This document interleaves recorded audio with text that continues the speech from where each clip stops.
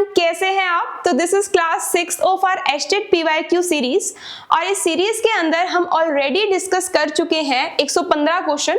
अब आगे ये क्वेश्चन को हम डिस्कस करते हैं।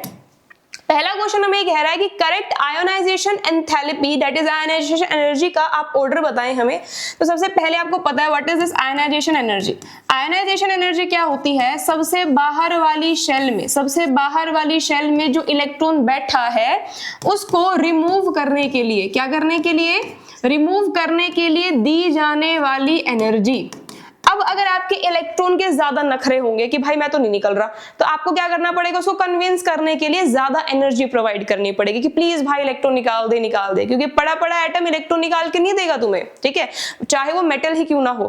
कुछ ना कुछ आपको एनर्जी किसी भी एटम को प्रोवाइड करनी पड़ती है जिससे वो अपने इलेक्ट्रॉन को रिमूव करवाता है। क्लियर है?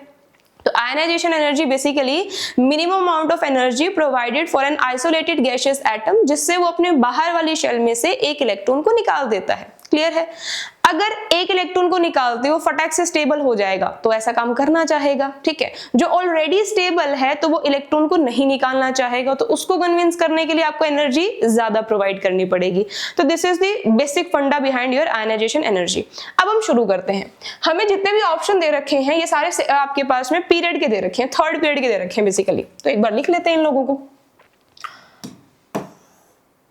ऑप्शंस है हमारे पास में, पूरा आप थर्ड पीरियड लिख डालो एक बारी के लिए। तो आपके पास है sodium, magnesium, aluminium, silicon, phosphorus, sulphur, chlorine, argon. तो बेटा आयनाइजेशन एनर्जी उसके लिए कितनी होगी? काफी हाई होती है, हमें पता है, क्योंकि ऑलरेडी स्टेबल है, इलेक्ट्रॉन नहीं निकालना चाह रहा, तुम देते रहो आयनाइजेशन एनर्जी, वो कन्विंस ही नहीं होगा अपने से। मतलब बहुत ज्यादा आयनाइजेशन एनर्जी हमें प्रोवाइड करनी पड़ती है।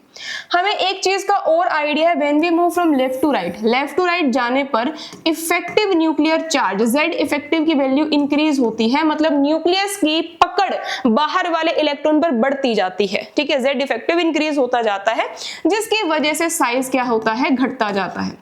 अगर साइज कम होगा तो न्यूक्लियस और बाहर वाली शेल के इलेक्ट्रॉन के बीच में गैप कम होगा तो वो उसको इजीली निकलने नहीं देगा। क्यों? क्योंकि इलेक्ट्रॉन के ऊपर नेगेटिव चार्ज, न्यूक्लियस के ऊपर positive charge, opposite charges attract each other, ठीक है। तो when we move from left to right, because Z effective increase हो रहा है, साइज डिक्रीज हो रहा है, तो आयनाइजेशन एनर्जी की जो वैल्यू है इन जनरल क्या होती है? बढ़ती जाती है। क्लियर है? लेकिन आपको थोड़े से एक्सेप्शंस देखने को मिलते हैं पीरियड में, ध्यान से देखेंगे कैसे। आप इनके आउटर इलेक्ट्रॉनिक कॉन्फ़िगरेशन लिख लो। इसमें S1 होता है, इसमें S2, P1, P2, P3, P4 and P5। अगर मैं आर्गन की बात करती हूँ तो उसमें P6 होता है। और हमें पता है फुली फिल्डेड सबशेल और हाफ फिल्डेड ऑर्बिटल जो होती है वो क्या होती है? ज्यादा स्टेबल होती हैं। फुली फिल्डेड कौन है? P6। ये ऑलरेडी स्टेबल है, इसके तो वैसे ही नखरे हैं नोबल गैस के, वो इलेक्ट्रॉन निकाल के मैं वैसे भी नहीं देने वाला। लेकिन P3 इसमें क्या है? हाफ फिल्डेड इलेक्ट्रॉनिक कॉन्फ़िगरेशन है। हाफ फिल्डेड भी क्या होती है? ज्यादा स्टेबल होती है। और अगर आप देखोगे S2, ये भी तो पूरा भरा हुआ बेचारा, तो ये भी ऑलरेडी स्टेबल है। ये एक इलेक्ट्रॉन को निकल के S1 में कन्वर्ट नहीं होना चाहेगा। इतनी बात क्लियर है? चलो, तो लेफ्ट से राइट जाने पर इन जनरल जो आपके पास आयनाइजेशन एनर्जी की वैल्यू है वो इंक्रीज होती है, लेकिन कुछ चीजें हमें अवॉइड करनी है। जो ज्यादा स्टेबल होते हैं वो अपने अगल बगल वालों से ज्यादा आयनाइजेशन एनर्जी पोजेस करते हैं। लेफ्ट से राइट जाने पर अगल इस साइड वाला जो है उससे तो वैसे भी ज्यादा ही आयनाइजेशन एनर्जी, लेकिन इस साइड से जो नेक्स्ट है आपके पास में, राइट साइड पे जो नेक्स्ट है, उससे भी ज्यादा होती है इनकी आयनाइजेशन एनर्जी। मैंने क्या कहा था? अपने अगल बगल वालों से ज्यादा आयनाइजेशन एनर्जी पोजेस करते हैं। कह रहा है क्योंकि हम तो ज्यादा स्टेबल है भाई, तुमसे तो ज्यादा आयनाइजेशन एनर्जी हमें प्रोवाइड करनी चाहिए, ठीक है। तो S2 जो होता है वो P1 से आगे निकल जाता है, P3 जो होता है वो P4 से आगे निकल जाता है। और हमेशा आपको क्वेश्चन ऐसे ही देखने को मिलेंगे, क्योंकि नॉर्मल क्वेश्चन नहीं पूछेगा आपसे एग्जामिनर आयनाइजेशन एनर्जी के ऊपर। तो सबसे ज्यादा किसकी हो जाएगी? बोलें फटाफट। चलो इसका कंप्लीट ऑर्डर लिख लेते हैं हम। कंप्लीट ऑर्डर अगर आप लिखते हैं तो क्या आंसर आएगा? सबसे ज्यादा होती है आपके पास में आर्गन की, आर्गन के बाद में होती है क्लोरीन की, then comes what? Then comes your phosphorus, then comes sulphur, then silicon, then magnesium, aluminium and then sodium. तो देख लो भाई ऐसा कौन सा है, सबसे ज्यादा हमारे पास होती है क्लोरीन, तो ऑप्शन में नहीं, इनको तो हटा ही दो। तो इसका मतलब फास्फोरस आना चाहिए, फिर सल्फर आना चाहिए, फास्फोरस आना चाहिए, सल्फर आना चाहिए, silicon, magnesium, then second is your correct answer. Clear है? आपको साथ के साथ उसके आसपास की थ्योरी पढ़ते हुए जाना है, सिर्फ आंसर्स नहीं रट लेने हैं। चलिए नेक्स्ट आता है अपने पास में, okay, which of the following element does not belong to your actinoid series. तो इसके लिए आपको एफ ब्लॉक की ट्रिक याद होनी चाहिए कि एफ ब्लॉक एलिमेंट कौन कौन से होते हैं। एक होते हैं लेंथेनॉइड सीरीज होती है हमारे पास जिसमें 14 इलेक्ट्रॉन होते हैं, एक होती है हमारे पास एक्टिनॉइड सीरीज जिसमें भी 14 इलेक्ट्रॉन होते हैं। 14 + 14 that is 28 elements are present in our f block elements. चलो आओ हम बात करते हैं किसकी, एक्टिनॉइड सीरीज की। एक्टिनॉइड सीरीज की ट्रिक है आपके पास में, तुम्हें पढ़ाऊं न्यूज पेपर पुराना, क्या रखा है उसमें, आम कम बिक रहे हैं, आम कम बिके, कैफे में ऐश फरमाती, कौन कौन, मैडोनो और लारा, मैडोना और लारा दत्ता कैफे में ऐश फरमा रही है। तो these are your what, actinoids element, ठीक है, एक्टिनॉइड सीरीज के एलिमेंट्स हैं। तो देख लो कौन सा आपके पास बिलोंग नहीं कर रहा है, यू तो बिलोंग कर रहा है, ये रहा, एनपी भी बिलोंग कर रहा है, टीएम तो नहीं है, एफएम तो है फरमाओ में, ये रहा। तो इसका मतलब आंसर क्या जाएगा, टीएम, क्योंकि आपसे नॉट बिलोंग पूछा है। इस तरीके से आप कर सकते हो। आज एक्टिनॉइड का पूछा है, कल को लेंथेनॉइड का पूछ लेगा, तो लेंथेनॉइड सीरीज भी आपको लर्न होनी चाहिए।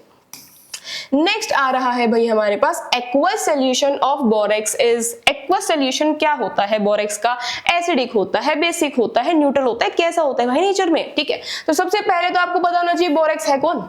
बोरेक्स का फॉर्मूला हम लिख देते हैं कुछ इस तरीके से, N2B4O7.10H2O। सबसे पहले तो इस फॉर्मूले से आपको गलत इंटरप्रेट नहीं करना है कि बोरेक्स के अंदर 10 वाटर ऑफ क्रिस्टलाइजेशन होते हैं। ये सिर्फ आसान तरीका है इस फॉर्मूले को लिखने का, बोरेक्स के फॉर्मूले को। इसमें 8 वाटर ऑफ क्रिस्टलाइजेशन होते हैं, 8 वाटर ऑफ क्रिस्टलाइजेशन होते हैं, ये आप अलग से याद रखेंगे। कह रहा है एक्वस सॉल्यूशन ऑफ बोरेक्स बता दो। जब तुम इसकी पानी के साथ, पानी में घोल दोगे इसको, तो क्या बन जाएगा, पानी में घोल देते हैं तो 2 NaOH बन जाते हैं, प्लस में 4 आपके पास में बोरिक एसिड मिल जाएगा, H3BO3 ऑर्थोबोरिक एसिड बन जाएगी। बोरिक एसिड काफी वीक तरीके की एसिड होती है, कैसी होती है, वीक एसिड होती है मैम। और NaOH तो हमें पता है काफी स्ट्रॉन्ग क्या होता है, बेस होता है। तो this is very strong base. तो अब सॉल्यूशन में कौन पड़ा है, बिल्कुल स्ट्रॉन्ग बेस पड़ा है, NaOH, और एक वीक एसिड बैठी है दैट इज बोरिक एसिड। तो बताओ सॉल्यूशन कैसा होगा बेटा, बेसिक होगा। बेसिक को हम एल्कलाइन कह देते हैं, क्या कह देते हैं, एल्कलाइन कह देते हैं। तो दिस इज योर आंसर।